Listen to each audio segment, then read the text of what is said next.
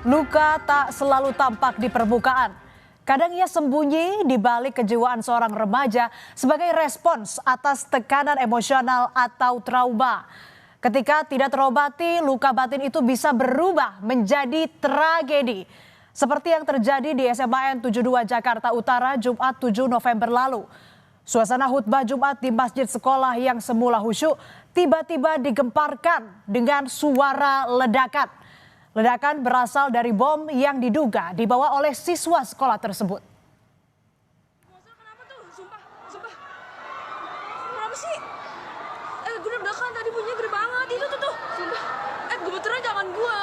Itu kenapa itu? Gak tahu. Siapa, Cok? Kepanikan terjadi sesaat setelah ledakan mengguncang masjid di SMAN 72 Jakarta.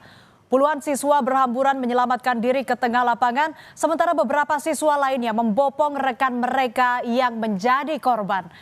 Video amatir juga merekam seorang pelajar tergeletak dengan luka parah di bagian kepala. Menurut saksi, ledakan terjadi di tengah barisan atau saf jemaah. Ke BK aja yang terdekat dulu. BK Bu terdekat Bu, BK terdekat Bu. Berdasarkan hasil olah tempat kejadian perkara, ledakan di SMAN 72 Jakarta terjadi 4 kali di sejumlah titik, yaitu di masjid sekolah, taman baca, dan bank sampah.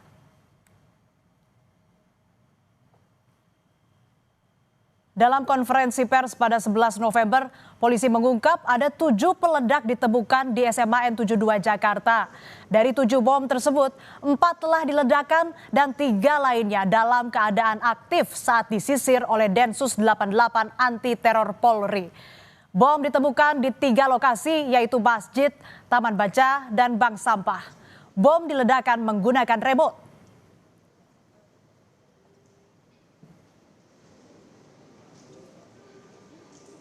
Dari 7 bahan peledak tadi yang sudah meledak adalah 4, tersisa 3 yang belum. Ini secara detail, secara komprehensif nanti akan dijelaskan dari pihak Gegana dan pihak Densus dan Puslapfor ya, karena itu hasil olah TKP. Ledakan di SMAN 72 mengakibatkan 96 orang terluka, yakni 67 orang luka ringan, 26 luka sedang, dan 3 luka berat.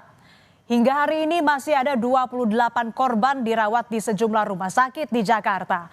Selain mengalami luka, 90% korban mengeluhkan gangguan pendengaran.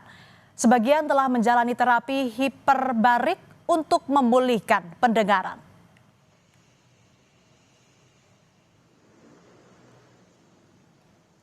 Polisi menetapkan siswa terduga pelaku ledakan di SMAN 72 Jakarta sebagai anak berkonflik dengan hukum atau ABH. ABH diduga kuat terlibat dalam ledakan pada 7 November lalu. Kesimpulan ini berdasarkan pemeriksaan menyeluruh di lokasi maupun di rumah ABH. Salah satu dugaan yang melakukan dalam kondisi ini adalah sebagai anak yang berhadapan dengan hukum. Nah, masih dalam perawatan dan kondisinya sudah sadar, termasuk kita saat ini adalah fokus dulu terhadap pemulihan. CCTV milik warga merekam aktivitas saat ABH membonceng motor menuju sekolah. Ia membawa ransel dan sebuah tas biru di pangkuan. Menurut Ketua RT setempat, ABH merupakan sosok yang tertutup dan tidak pernah bersosialisasi dengan warga.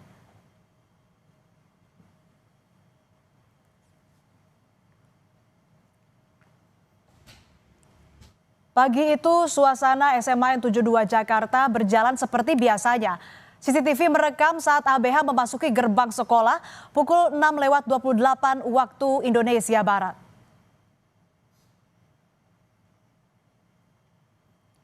ABH kemudian berjalan di koridor sekolah dan sempat berpapasan dengan guru.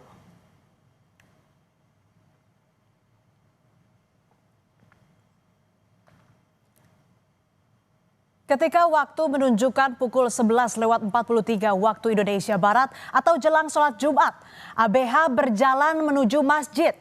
Di depan masjid, ia sempat berdiri seolah mengamati situasi.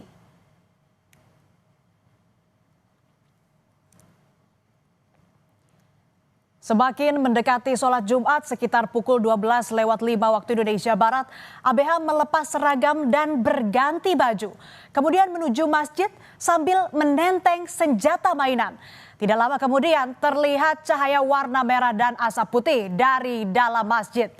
Di balik kerasnya suara ledakan, ternyata ABH merasa kesepian karena tak ada tempat bercerita baik di sekolah maupun di rumahnya. Perasaan itulah yang mendorong ABH untuk melakukan kekerasan. Polisi mengungkap ABH sebagai pribadi yang tertutup dan jarang bergaul. Yang kami peroleh dari hasil penggalian keterangan maupun petunjuk-petunjuk yang ada, bahwa yang bersangkutan anak berkonflik dengan hukum ini terdapat dorongan untuk melakukan peristiwa hukum tersebut. Dorongannya di mana yang bersangkutan merasa sendiri, kemudian merasa tidak ada yang menjadi tempat untuk menyampaikan keluh kesahnya, baik itu di lingkungan keluarga, kemudian di lingkungannya itu sendiri maupun di lingkungan sekolah. Ini yang menjadi perhatian kami juga bersama dengan KPAI. Meski diduga kuat yang menyebabkan ledakan di sekolahnya, polisi memastikan ABH tidak terkait terorisme. Kapolda Metro Jaya Irjen Asep Edi Suheri bilang ABH bertindak secara mandiri. Polisi masih mendalami aktivitas daring untuk mengetahui motif peristiwa ini.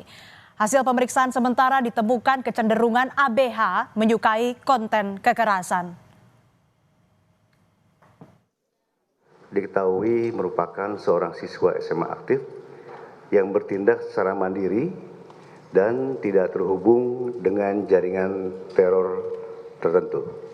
Berdasarkan keterangan yang kami himpun, ABH yang terlibat dalam kasus ledakan ini dikenal sebagai pribadi yang tertutup, jarang bergaul, dan dia juga memiliki ketertarikan pada konten kekerasan serta hal-hal yang ekstrim. Hingga kini polisi masih mendalami dari mana asal bahan peledak yang digunakan ABH di SMA N72 Jakarta.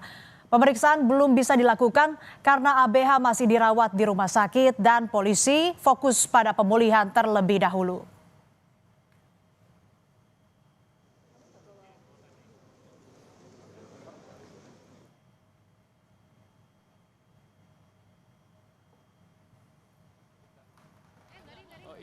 Ayah dari salah satu korban ledakan SMA N72 mendapat surat dari anaknya yang hingga kini masih dirawat di ruang ICU. Dalam tulisannya, korban minta untuk selalu ditemani. Ia juga meminta orang tuanya menyampaikan ke polisi untuk mengusut tuntas kasus ini secara transparan. Saya minta diusut karena itu permintaan dari dia. Secepatnya, tapi kalau bisa ini secara terbuka, jangan tutup-tutupan gitu. Sementara itu, polisi menyatakan proses hukum terhadap pelaku ledakan SMA N72 dilakukan berlandaskan sistem peradilan pidana anak. Untuk proses hukumnya, tentunya kita punya aturan main sebagaimana tadi disampaikan oleh Bu Margareta dari KPAI, ada Undang-Undang Perlindungan Anak dan ada sistem peradilan pidana anak. Kami akan mempedomani undang-undang tersebut dan kita akan mencari yang terbaik untuk hak dan anak-anak kita ke depan, baik itu korban maupun anak-anak yang berhadapan dengan hukum. Hingga saat ini saudara, ABH masih menjalani perawatan di rumah sakit dan polisi belum bisa mendalami lebih jauh. Publik menunggu apa sebenarnya yang melatari hingga seorang remaja bisa sampai di titik itu. Bisa jadi pemicunya tak hanya dialami ABH melainkan juga banyak orang lainnya. Peristiwa ini sekaligus menjadi alarm serius bahwa kesehatan mental anak bukan sekadar tambahan, tapi mendesak untuk diperhatikan agar luka sunyi tak lagi menjadi tragedi.